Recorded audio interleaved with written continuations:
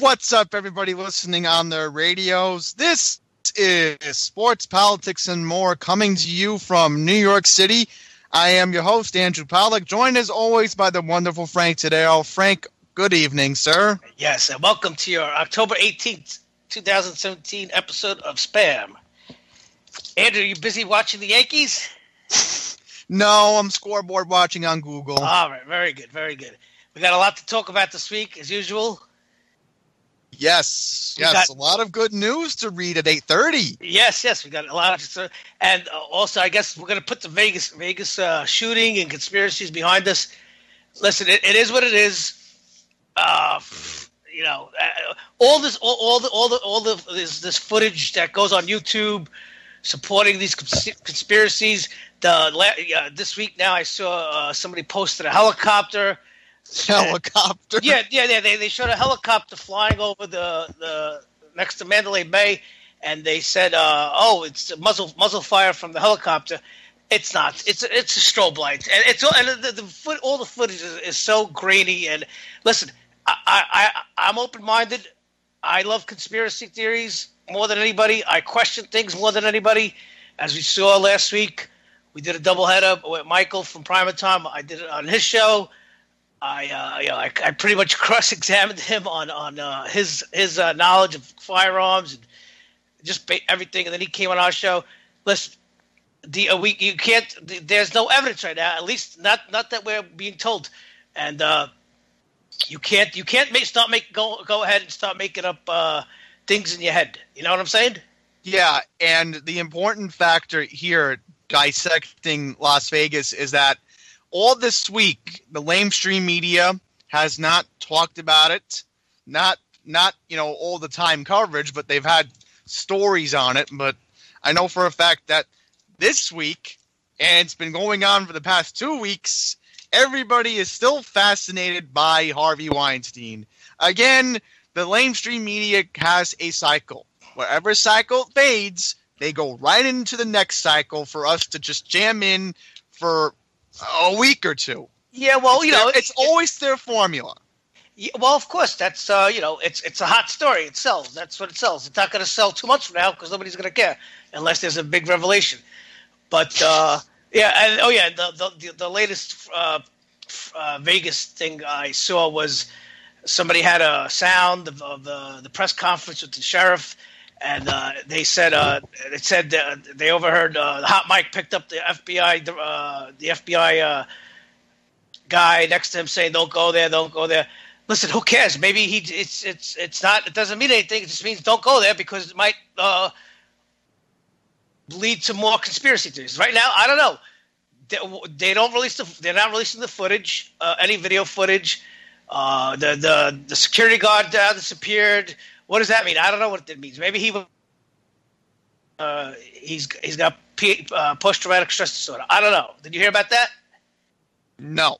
Yeah, no, I did not. There was a security guard who was supposed to give a press conference, and minutes before he was supposed to show up at the press conference, he disappeared. Not meaning he disappeared like nobody, somebody killed him or something. He just disappeared. He just went missing in action. Yeah, and then the union where he works for gave a statement. Maybe the guy just couldn't. It was just too much for him. Who knows? I don't know. But anyway, then there's other things going on in the world. Yes, apparently our teleprompter has something interesting you wanted to talk about. Oh yeah. I just heard before. I just see. I try to listen to other UCY shows. They're okay. Some are okay, but some, it's just boring. I'm sorry, it's just boring. It sounds like people just. Except Primer Time. Primer Time's an interesting show. Michael and his brothers. But listen, I'm not judging other shows. But a lot of people judge our show. Of course, every week in the the chat room, everybody there's always a few. Not that it matters, but it's always a few. Oh, spam sucks. But every week, but explain how our podcast is one of the most listened to on this network. Is it? Do you have evidence? We get more listeners than Lonnie, that's for sure. Who's Lonnie? Just shut up. I'm saying, how do you know we get more listeners? Because I check YouTube. Yeah, but that's views, not listens. All right, Views and all listens right. are different. Anyway, listen. To each his own. But but I know, and there's people. There's don't mention names. I'm not mentioning names, but there's always the quote unquote the haters of spam. Listen, look at your own show. I barely listen to anybody's show, not because I don't want to. Just it's tough to listen to. That's why I made this format the way it is, and Andrew's helped too. We keep moving it along. It's not a stupid show. It's just presented in a funny way. We talk about funny stuff. We talk about serious stuff, but we add humor to it just to keep it moving. And I know. Yeah. And listen, some episodes that we do suck. I'll admit that. When I go back and listen to it, I can't listen to it more than once. That's when I know the episode sucks. There's some weeks when I say, "Wow, this is really, really good." Right, Andrew? Did I tell you that? You told me that in the past, yes. I say, "Look, listen to this. This is really, really good." But it's hard to capture magic every week. Sometimes it's not. It's hard. You can't hit a home run every week. You try to, but you can't. But I know when we do an episode and the hour flies by at 9:00, we go, "Wow! I can't believe that was an hour." Same thing, when Michael was on, or I'm on with Michael, and at the end of the hour, it's like, "Whoa! Wow! I can't believe that went so fast." That's when I know that the episode was good. We got to keep it moving. You can't keep droning on and on and on. It's like sitting in a classroom listening to the teacher talk for an hour. It's impossible. After a while, you just start daydreaming. Believe me, that's happened to me. Oh, it happens to everybody. That's why when I was for the last 4 years of school, I always had to sit in front of the class, so that way I don't start daydreaming. But anyway, yeah. Anyway, so yeah, and then if anybody goes on YouTube to the 1010 episode of Prime Time, there was a little back and forth between me and someone. I don't know. Again, people just don't listen to the show, or they take. This is the problem in society today. People and there's going to be a story later on that proves this. People listen to words, and today in society, I don't know if it's because of social media or just people. There's something in the drinking water. They listen to words of what somebody says, and then they build it up in their mind to what they think it means. No, that's not what it means.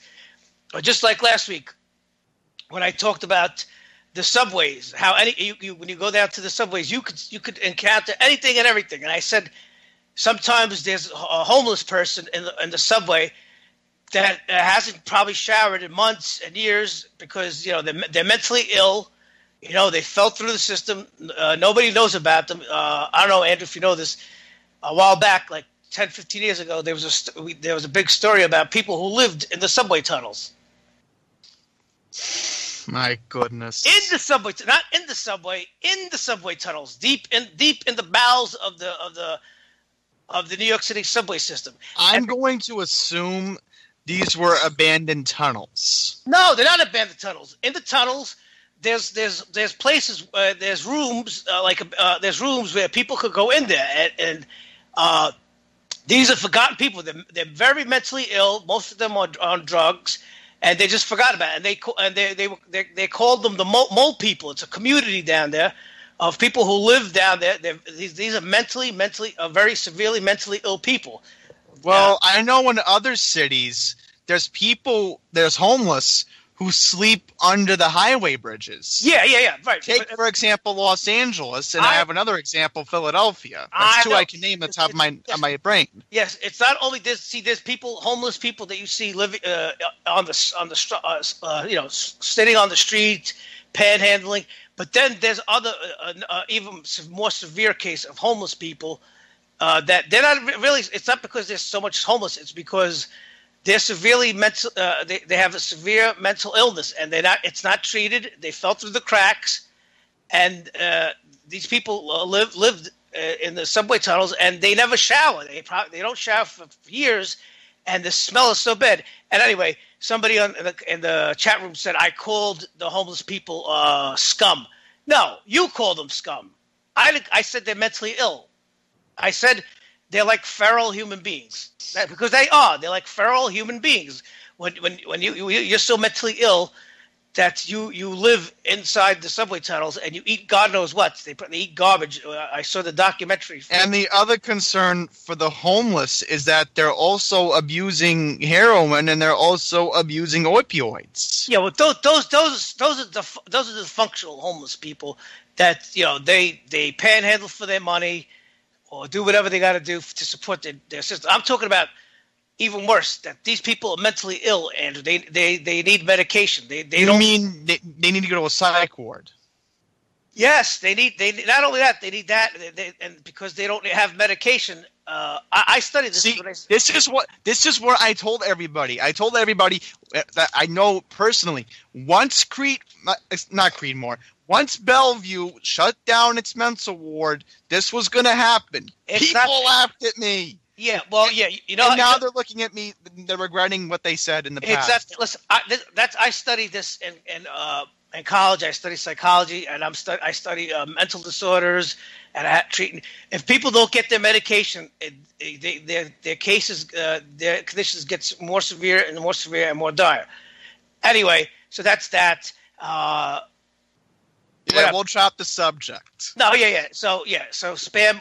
Everybody thinks that spam is a joke, or I don't know. Listen, if you don't know it, you don't have to listen to it. If you do, you do. Whatever. There's a lot of good information. Anyway, we're coming up. Andrew, you're going to do your 2-minute warning, and then at 8:15, just to show that spam is we are inclusive and we are all about cultural diversity. Andrew, we're going to travel to the Congo in Africa. You ready for that? Yes, okay. I just quickly read down the teleprompter, and it's pretty interesting what I'm reading now. Anyway, last week, Andrew, we'll start your 2-minute warning at 8:15. Cue the 60 minutes. Hold on. At 8:15, we'll go to the Congo. Then at 8:30, at 8:15, we'll go to the Congo, followed by the weekly roundup of stupidity, and then at 8:30, we'll have the news. But last week, Andrew, you went. You picked Carolina, lost. Philadelphia beat Carolina by 4. 5, you lost. You won with Houston, 33-17 over the Browns. You lost. What's my record again?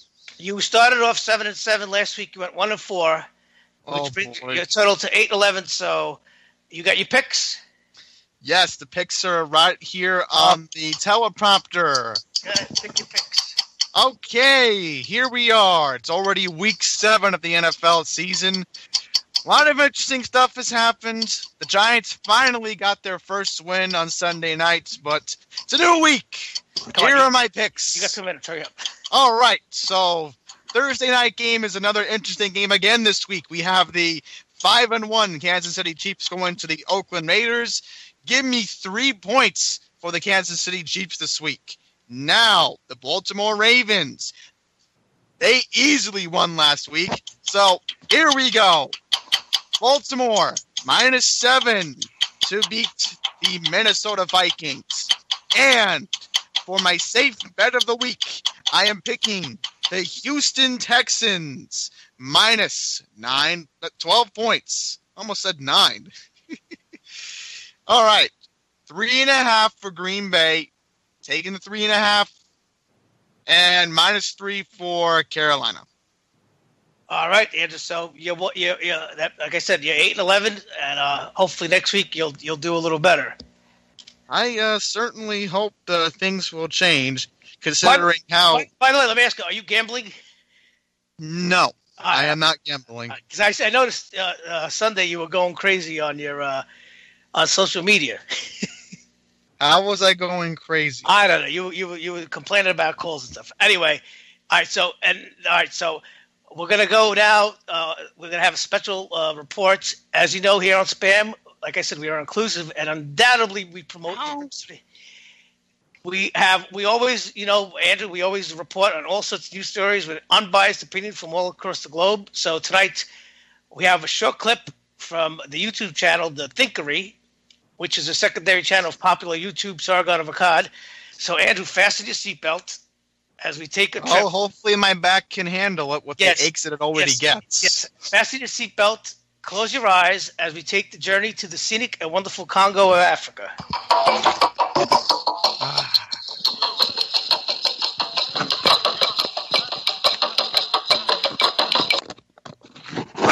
hell? Oh my God! Sorry, Andrew. we had a little technical difficulty. Never mind. Pay attention. Pay no attention to the man behind the curtain.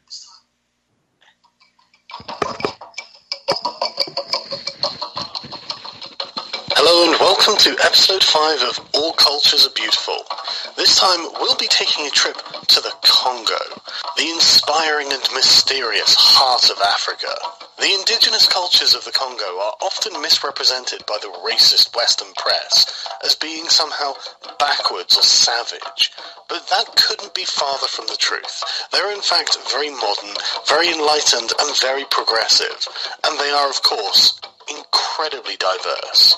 Using an imported Polish potato camera, a group of Congolese people recorded the ancient rituals of an oppressed movement of peace called Kamuina Nsapu, which translates as momentum, understood by journalists to be an international branch of the UK socialist movement. This Congolese wing is an anarcho-communist militia led by General Gaylord Shimbala. They use voodoo magic, otherwise known to Western science deniers as witchcraft, to make the oppressed invincible to bullets and rockets. General Gaylord reassured racist journalists that the Congolese momentum was a movement of peace. Kamuina Nsapu does not kill people. Kamuina Nsapu only has one objective: for the lives of all Congolese to be better. The footage is too progressive to show on YouTube, but these are some right-wing screenshots of the video. Naturally, the imperialist Western media deliberately misinterpreted and misreported the feminist nature of the culture of the indigenous peoples. The woman failed to respect the rich cultural heritage of the Kamuina Nsapu, and instead of educating herself and being respectful to their indigenous practices, decided to serve them forbidden fish at her restaurant. If she had taken the time to learn anything about the magic of the shamans, she'd have known that feeding fish to warriors, quote, breaks their protection charms, making them vulnerable again. Naturally, her ignorance was considered to be high treason, and so she was sentenced by a man to be incestuously raped in public by her stepson, who was working in the kitchen at the time, before they were both beheaded, after which the Kamuina Nsapu drank some of their blood while everyone in the village was forced to watch. The bodies of the culturally insensitive were left in the village square for 2 days, as is traditional, until the racists at the Red Cross imposed oppressive Western standards of sanitation on them. Human Rights Watch called it tough but fair, and Amnesty International released 3 new cultural sensitivity pamphlets, which can be downloaded as PDF files from their website. With one-way flights at an all-time low, there has never been a better time to be a global citizen than by becoming culturally enriched in the Congo. Book now to avoid offending the river god.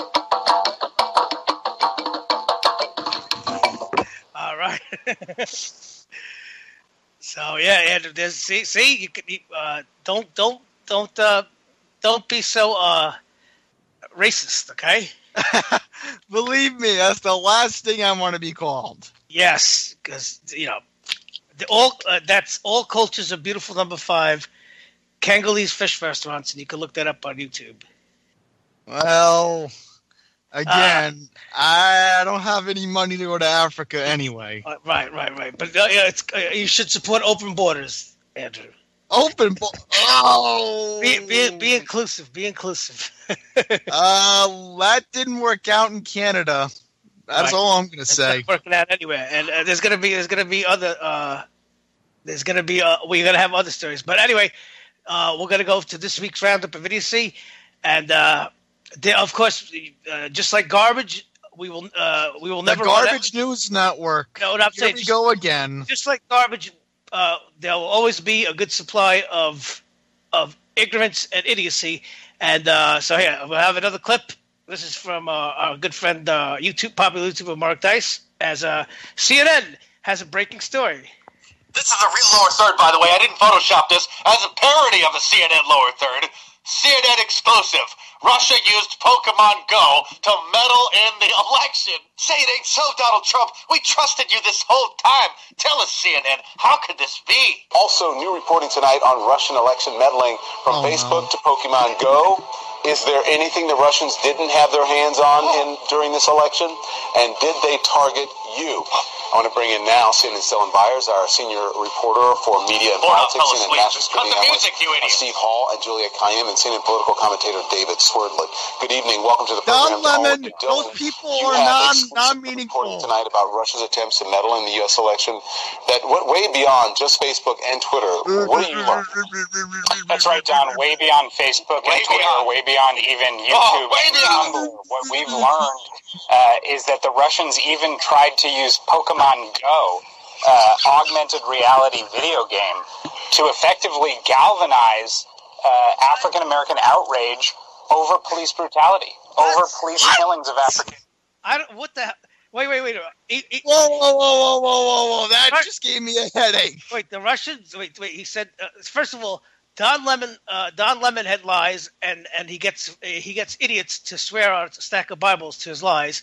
But Russia infiltrate. What? Russia hacked Pokemon to manipulate the black community. What? Oh, okay. Time out. Throw the flag. Do you play Pokemon? I'm going to admit, I have friends. My personal, some of them still play it. How could Russia hack Pokemon to influence the election? Pokemon is played. First of all, Pokemon is played by the age demographic for Pokemon is from between 7 to 12. This moron is being paid $3 million just to report on this. What a joke! Pokemon last year was a Pokemon Go was a phenomenon that it was played by children between 5 to 11. What is it? I don't. The CNN, they should be embarrassed. CNN, I'm sorry. This is more idiocracy. No, I know. Listen, this you can try to get ratings, but people on CNN, I hope they go home and cry themselves to sleep. I really do. They work for an awful company. They really do. Well, if that's your career, if you dreamed about being a news reporter. I'm sorry. It just annoys me. I really hope that they go home. This is the perfect explanation of how CNN's been doing this for a while. Here we go. Yeah. Hold on. Russian collusion. Trump-Russian sort of collusion. Trump-Russian possible collusion. Russian metal collusion. It never ends at CNN. Russia. And speaking about another phony, Jimmy Kimmel, who now all of a sudden his tear ducts dried up.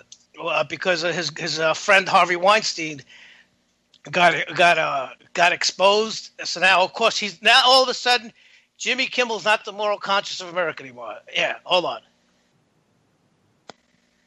Your entire show is dedicated to promoting movies, you dirtbag. Oh, wait, what's this? Oh, that's right. That's you interviewing Harvey Weinstein right on your show, you complicit dirtbag. Which now brings us to this old clip of Jimmy Kimmel just after he got his show on ABC, sitting down talking with David Letterman about what his life is like now that he's a big mainstream media talk show host on a major network. I was here right before the show started, and I really feel like you led me astray by not telling me how much lying I would be doing. For instance, and the people laugh. You lie. You tell the guests you like their movies. You lie. You tell them you like their television shows. You lie. You act like you like them. And I really had no idea that I would become one of the biggest phonies in the world. Really. Well, there you have it, guys, right from the horse's mouth. One of the biggest phonies in the world. Most men have a price for their soul, and for Jimmy Kimmel, apparently that's around $10 million a year. I won't sell my soul, but I do hope $35 million. Well, that's his contract, but he makes $10 million a year. Anyway, yes, Jimmy Kimmel, like I've been saying, and that's why he sent me to Twitter jail 2 weeks ago because I said everybody the feeble-minded eat up his fake tears like peas and carrots because anybody with half a brain could see he's a big phony. Well, Frank, he's in Brooklyn. You have 2 more days to find him. Maybe you'll get a piece of your mind. That's okay. What? So his security could throw me out? Well, then I would look like the idiot. Yeah, but you know what's even more idiotic? I pass by Jimmy Fallon's studio every week, and I'm so tempted to just see what's inside. Where is that? Right when I get off the subway at Rockefeller Center. Oh, right, the NBC headquarters. Because I have to, I like it. How am I going to get to Book Off? That's my stop. No, I know. Listen, I used to pass by the Letterman show on what is it, on 57th Street and 12th Avenue. Yeah, who cares? I've never once in my life gone to any of these shows or felt compelled to go to these shows. I had tickets one time to who was maybe I think I got tickets to Wendy Williams, and I didn't go. I gave them to a friend. She liked Wendy Williams. I would never go there. I'm a guy. I'm not going to go to Wendy Williams. Well, I have no business going to any of these shows. Then Anybody who goes there, it's like you're just a puppet. You sit there and the sign says applaud and you applaud and come on, give me a break. I would never lower myself to that. But I'm sorry. I wish Leno was still doing late night. Oh yeah. That reminds me. Yeah. So speaking of that, and it was reported this week that all these late you had Seth Meyers and Stephen Colbert and even Jimmy Kimmel. They're like, oh well, if you're a conservative or you're a Trump supporter, don't watch the show. Hey, it was reported just the other day, a couple days ago, all these late night talk shows, their total viewership is 8 million viewers.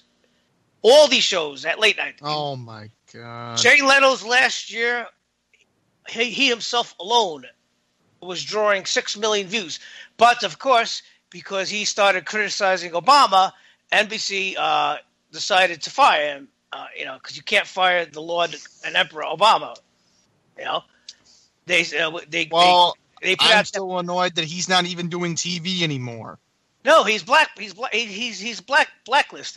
because he made fun of Obama in that last year he was on it. And NBC put out that phony report saying, "Oh, they wanted to go for a young audience." Why would you do that? Audience. Why would you do that? Well, young audience. He had the guy. Leno, and I never really liked Leno, but the guy. I liked Leno. My dad loved Leno. Whatever. I'm just saying, the guy himself, he was number one in the ratings, late night ratings. He was drawing 6 million viewers just by himself. You know what my dad says about late night TV now? I might as well share it with the audience.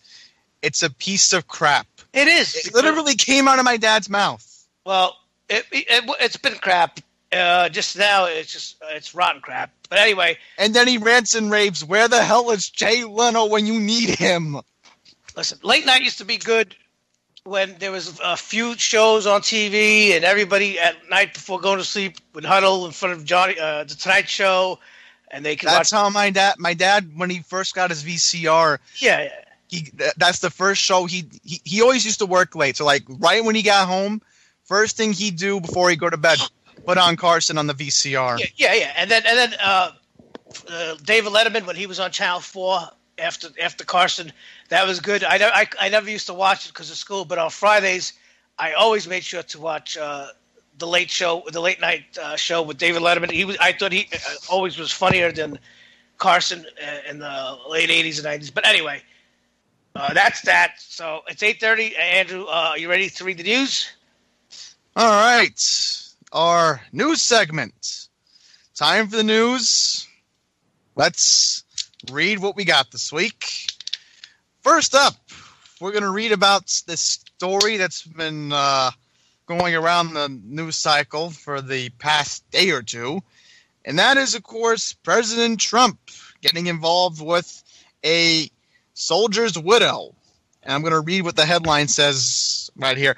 Disrespect as he spoke to Green Barrett's widow as President Trump insists the congresswoman made up fake news. Let's see what this is about. Representative Ferguson Wilson had told reporters that President Trump dismissively said to Sergeant LaDavid Johnson's widow, Maisha. Am I pronouncing this right? Yes. Okay, let me make sure. Maisha. Read it. That he knew what he was signing up for by enlisting, adding that when it happens, it hurts anyway.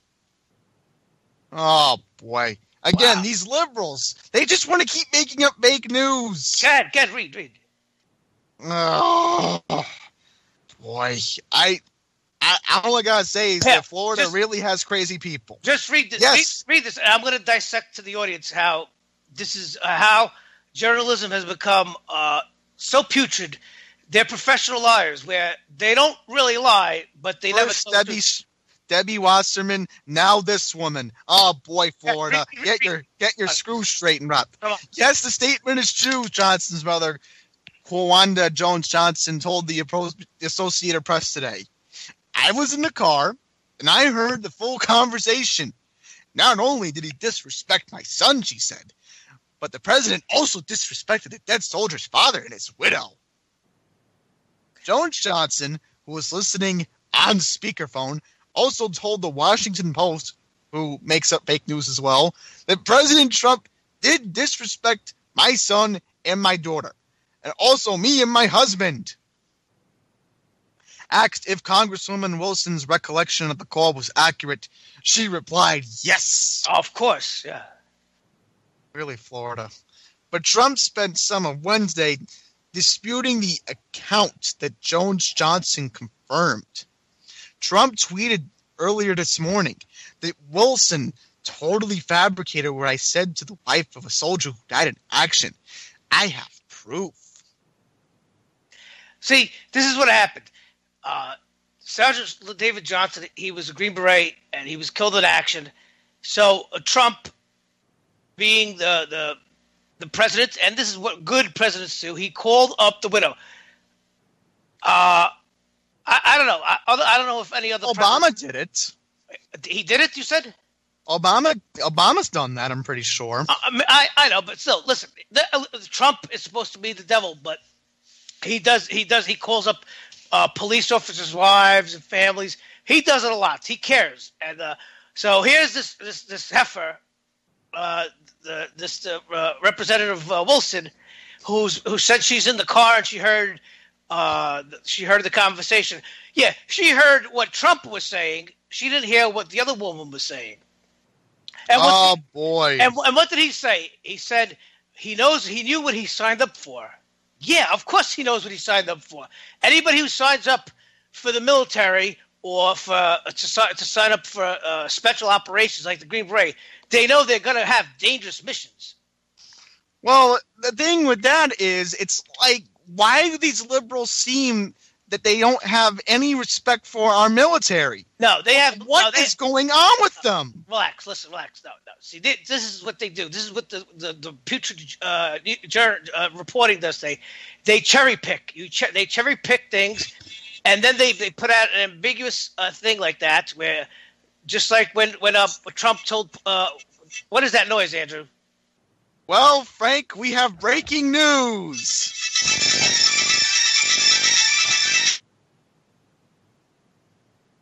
What's the breaking news, Andrew? Ton of events. The New York Yankees are now officially one win away. Get at it. Listen, this is what the putrid news does.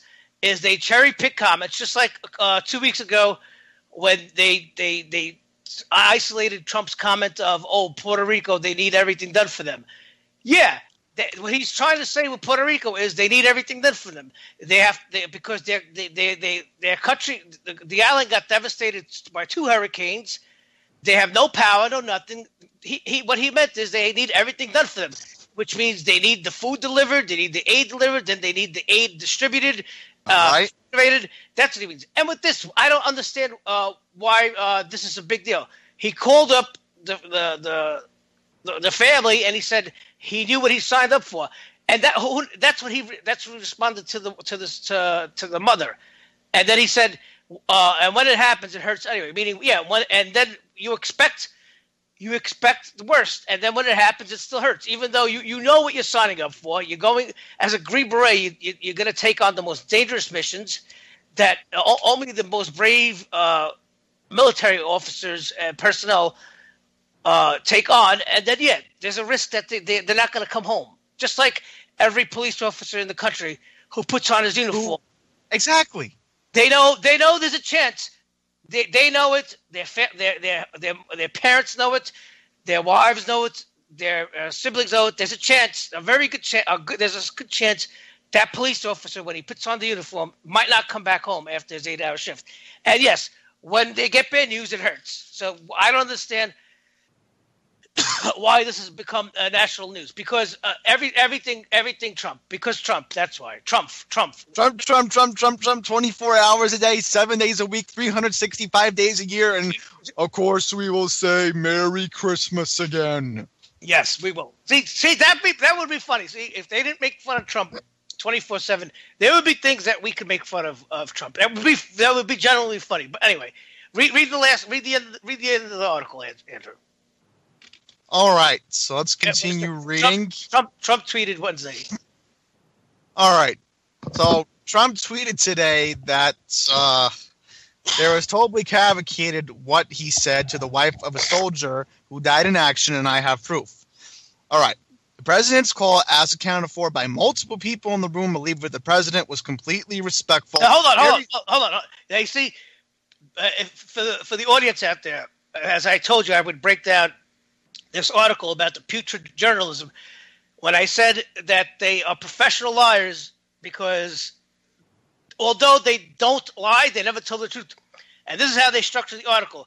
They put the inflammatory, ambiguous claims in the beginning, and then at the very end of the article, they put the truth so they don't get sued.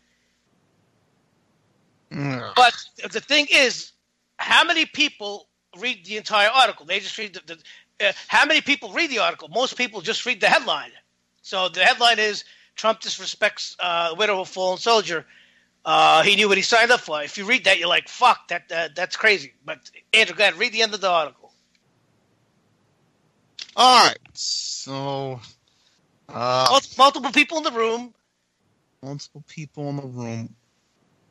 to figure out where I was reading from because you were interrupting. Okay, believe that the president was completely respectful.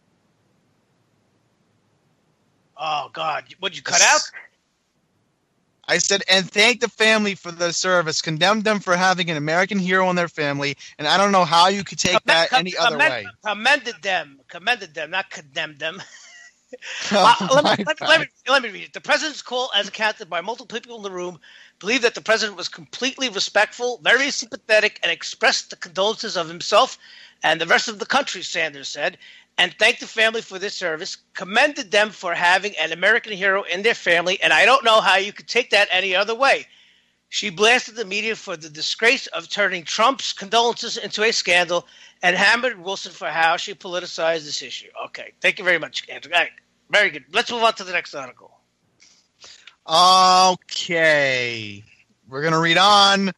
So this is a story that our lamestream media is hiding from everybody.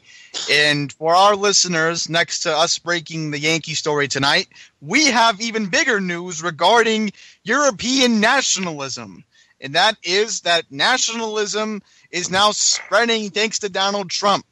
And the conservative movement has come to no other than Austria. Yes, every passing day, the New World Order crumbles. All right, so here we go. Angela Merkel's misguided migration policy, which allowed nearly 1 million people from Africa in the Middle East to enter Germany 2 years ago, has claimed another political victim. Her centrist Christian Democratic government lost a great deal of support to the populist Alternative for Germany in last month's election because of her mishandling of the migration flood. And today, Sunday night, Christian Kern, the left-wing social democratic chancellor of Austria, lost his job because of his own party's involvement in opening Austria to 7,500 new migrants. Germany borders Austria, and many refugees and economic migrants entered Germany through Austria, with 7,500 remaining. Festering public anger and uncontrolled immigration crime, wasteful spending, and bureaucratic arrogance has hurt all established political parties, but the damage to left-wing parties has been the most severe. Taken together, yes, because this is this is reminding me of Trump. Yes. The three left-wing parties in Germany, the Social Democrats, the Greens, and the Left Party, won only 38% of the vote in last month's election. Basically, what has happened here, the conservative movement was won by a 31-year-old right-wing extremist named Sebastian. Well, I wouldn't say Kurz. he's a right-wing extremist. But go ahead, finish the story. Finish the story. He won Austria's election this past Sunday night, and he will be known as one of the youngest politicians ever elected to a high office. 20 years ago, the three combined, back in Germany, won 53%. Similarly, in Austria, the three left-wing parties together won only 34% of the vote Sunday night, with environmentalist Green shut out of parliament for the first time since 1987.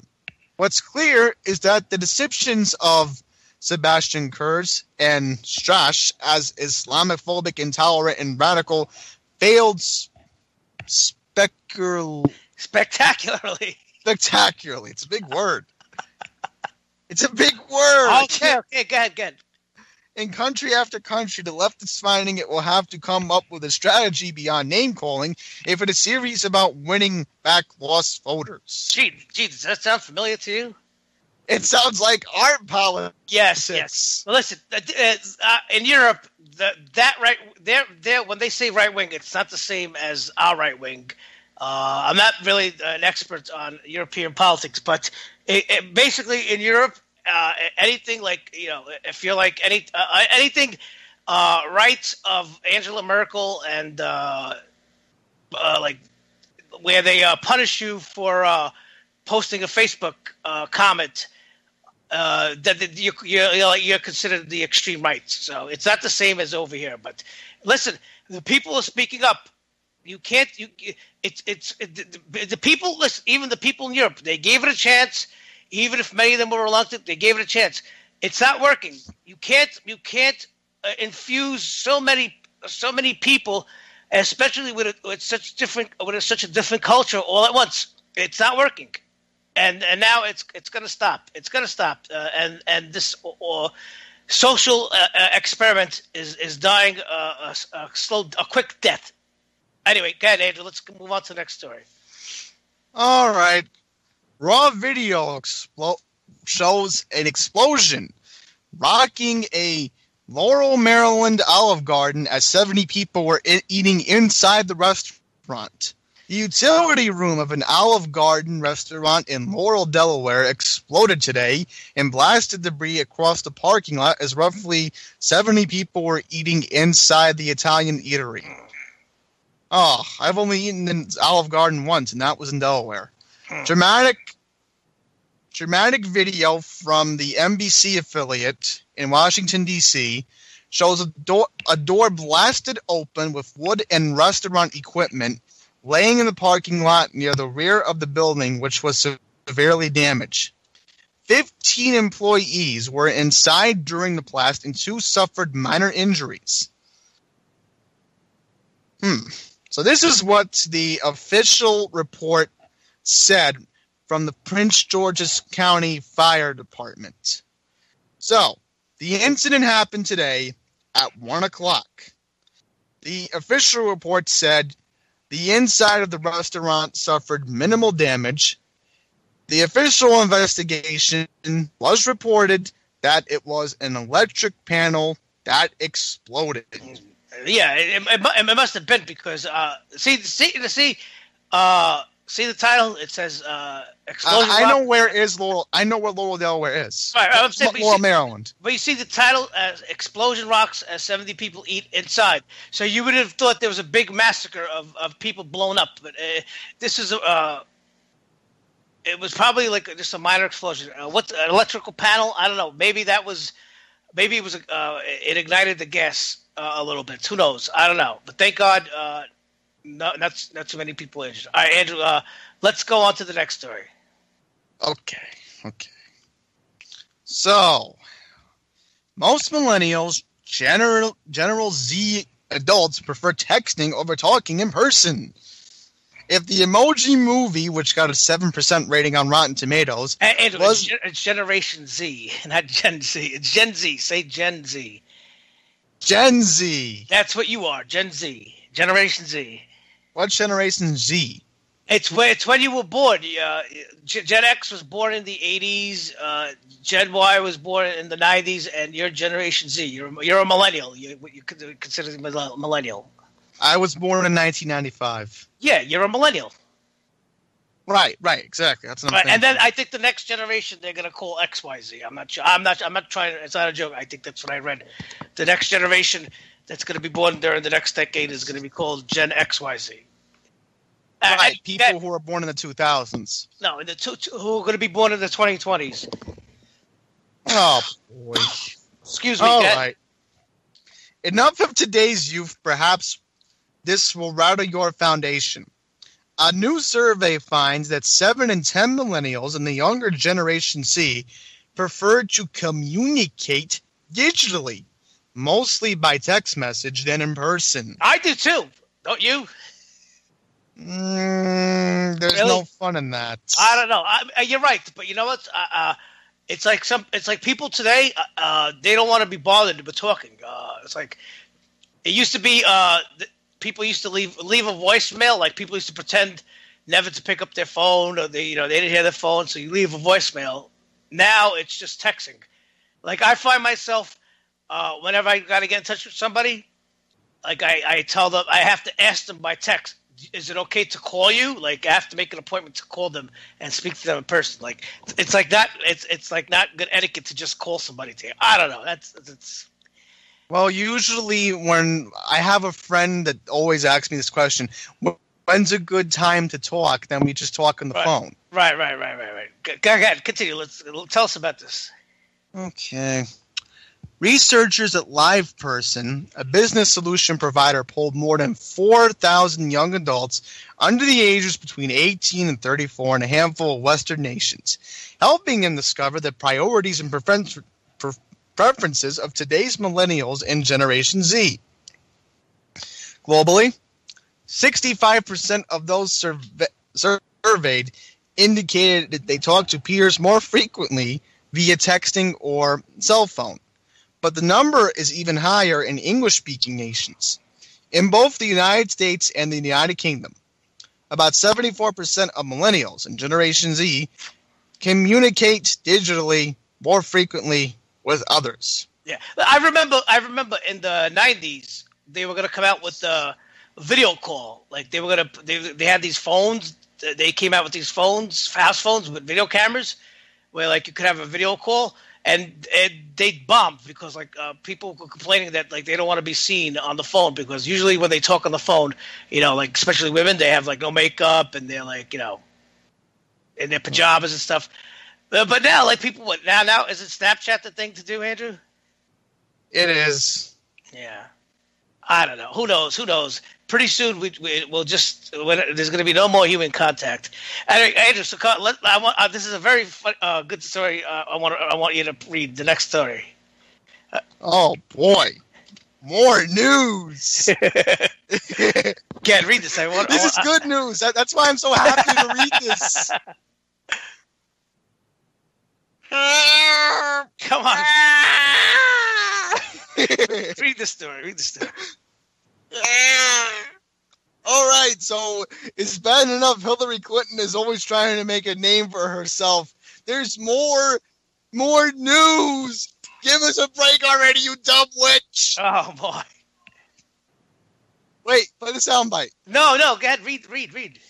All right, play the soundbite while I'm reading then. I will. Hillary Clinton hobbled away from filming a British TV show interview on crutches on Monday after breaking her toe falling down some stairs.